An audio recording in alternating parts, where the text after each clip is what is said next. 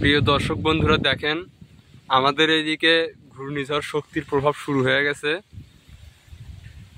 কিছুক্ষণ পর পরই দমকা বাতাস আসতেছে আমাদের এইদিকে। আর আকাশের অবস্থাটা দেখেন, একেবারে মেঘাচ্ছন্ন হয়ে একবার খুবই কালো আকৃতি ধারণ করছে। আকাশটা দেখেন, কিছুক্ষণ পর পর বৃষ্টিও হচ্ছে। তো সারা দেশেই মনে হয় এই অবস্থা। কোনো কাজ কাম করতে পারতেছি না, বাড়ি থেকে বের হতে পারতেছি না। কিছুক্ষণ পর পর দমকা হাওয়া আসতেছে এরকম। বাতাসের তীব্রতা প্রতিনিয়তই বেড়েই চলেছে। আমার ঘাসের জমিটার অবস্থাও খারাপ, একেবারে ঘাসগুলা শুয়ে পড়ছে।